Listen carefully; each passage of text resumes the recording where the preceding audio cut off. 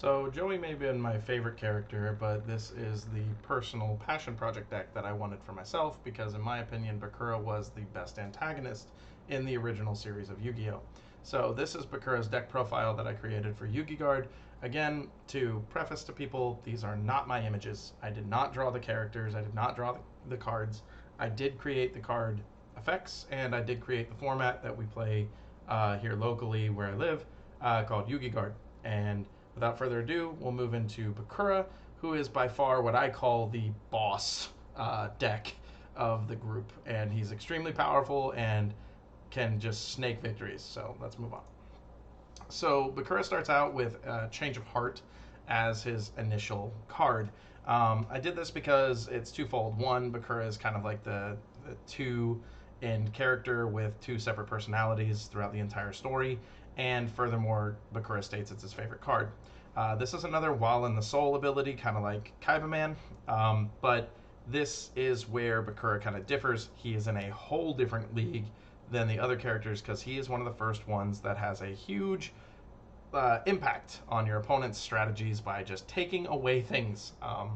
And for lack of a better term, you can just steal games with this. So, Earl of Demise, again, like I did with the Joey deck, I moved forward with a ride line, essentially a group of single cards that you would play, or at least the grade 1, where you only had one copy in the deck and it fulfilled a purpose to pretty much put together the pieces on the board. So what Vanguard did recently, and what I gathered through our game design, is that rather than slapping all the effects on the units, they started putting it on uninteractable order cards. So what they did with the order cards is those order cards pretty much were the mechanic for the deck. I don't know the exact deck that does this, but I do know that it's like a gray color. But what it does is it's like a prison or something, and you put cards into it, and that's like the whole mechanic for the entire archetype in real Vanguard Overdress. So I did the same thing here, where Earl of Demise hits the board, and you get to search your deck for Dark Sanctuary. Dark Sanctuary basically plays out Bakura's entire strategy. Dark Ruler Hades. So again with the Japanese artwork, because again Vanguard does not believe in censorship, and this is yet again another instance where I have the ability to interact with my opponent, despite the fact that it's not my turn. Another thing that Vanguard does not, I cannot stress this enough, it is not a common thing in Vanguard, if a thing at all in Vanguard, for cards to be able to interact with the opponent while you are not playing on your turn. So Dark Ruler Hades, chef's kiss, beautiful effects, and pretty cool overall. And the artwork's killer with the horns. But moving on to the grade 3 that you go into is Dark Necrofear. Now, Dark Necrofear is a terrifying prospect in Vanguard. There is an old mechanic in Premium, which is, again, their Eternal format, called deriding. And they do not do this in Overdress. Deriding a unit means that you take their card and take it off the Vanguard slot. This not only weakens the card, but also takes away most of the core strategies of a player's deck. So in the instance of Dark Necrofear ever getting hit, you can basically, you have to take damage, which again puts you down by a point, but you get to steal their card.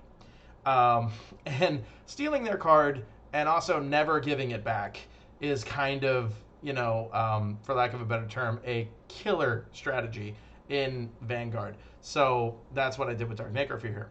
And moving on to the triggers. So again, each of the triggers has an effect, and each of these have an effect whenever they hit the drop zone, which again is if they're ever put in the discard pile for a reason, this stuff can happen.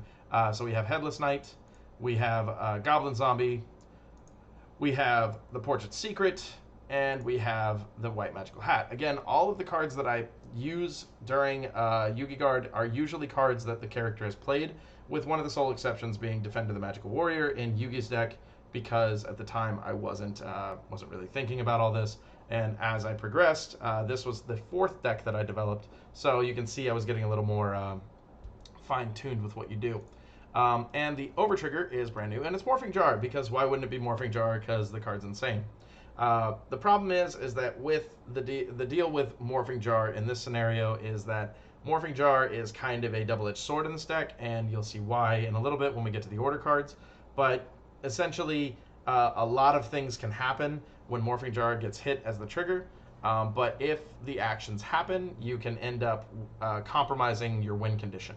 Um, the This was one of the first times I did it with Change of Heart, but this is also one of the first times where I have a normal spell or trap card listed as the Sentinel or the Perfect Guard in a Yu-Gi Guard deck. Dark Spirit of the Silent was the thing that kept Yugi at bay during the duel in Battle City, so I figured there was nothing more appropriate. Again, if you ever get to the point where you're actually reading these cards, you'll notice anything with this gold shield, for those of you that are not in the Vanguard sphere, the gold shield here is a representation of Sentinel. Sentinel means you can play 4 of them, and if you have 4 of them in the deck, you can stop essentially up to 4 attacks. Doom Caliber Knight. So, again, another thing that can happen when the opponent goes to do something, you just get rid of this, and it's Doom Caliber from Yu-Gi-Oh, which there was a format where Doom Caliber was like, it spelled destruction for the opponent. It was very funny how powerful this card was. Me and my buddies used to make a channel called Doom Veiler Games, and Doom Veiler was the joke that if you activated Effect Veiler on Doom Caliber Knight, it would sacrifice itself, so you could essentially discard an Effect Veiler to kill a Doom Caliber Knight on the board. But this is Doom Caliber Knight. And then we have Earthbound Spirit. Again, another card that, he just kind of played. It wasn't really significant to the strategy, but I made it a cool little idea for Vanguard. Gross Ghost of Felled Dreams. Once again, another effect that can happen when the opponent would do something. Being able to negate things it's not even negate. It is negate. It says negate. But it's just like turning off your opponent's actions is very, very powerful in Vanguard. And then we have Puppet Master. So Puppet Master is cool because all those cards that you're like throwing into your soul, which is the stack of cards underneath your Vanguard, you can pull them out with this guy, and he gets, he gets to just bring back essentially the dead from the soul of your character. And I really latched onto that with Bakura, where it's the soul of the character, the soul of the opponent, and all that. So, and then we have Diabound. So Diabound is everything and the kitchen sink. He is like unstoppable monster, but he's not a valid ride line because he doesn't get all of his effects until you hit a certain threshold during gameplay. Basically, he's unattackable without your opponent getting a huge boost. He doesn't need anything. He can deter the opponent from attacking. He can also, do these amazing things to protect himself, which makes him even more of a problem.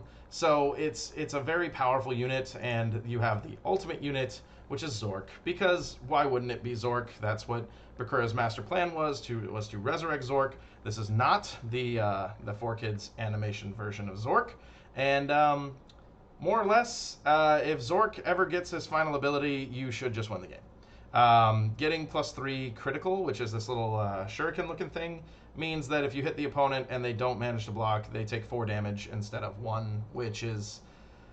it's way too much, but again, to pull off this effect, very, very uncommon, and when it happens, it's phenomenal, and that's what I went for. It was like a huge flashy action if you manage to pull off the combo. So now we move into the order cards. Dark Sanctuary, pretty much I pasted anything that I wanted to be a constant lingering effect for Bakura on Dark Sanctuary. You have the power to get pieces of the Destiny board into your hand, and that's more or less what it does. You can add a Destiny board order card, which if you manage to spell Death, you win.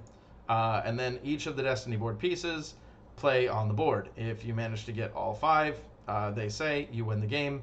And if it's in the damage zone, they have an ability that says that they can pretty much put themselves out of the damage zone, because in Vanguard, cards that go from the top of the deck go into your damage, so they represent damage. So if these cards are in the damage zone, you can't access them. So what does that mean? I gave them an ability to get them out of the damage zone by giving up a card in your hand. And if you manage to play the gimmick, you spell Death on the Destiny board and win the game. And that is Bakura's entire gimmick, is pretty much stalwart the opponent, make them unable to play cards, make them unable to attack you, and slowly creep up with Destiny board to win the game. However, if you manage to hit that Morphing Jar, you may discard Destiny board pieces, and if you do, then the game is over anyway. So either way, I hope you guys enjoyed. That is Bakura's deck list for Yu-Gi Guard.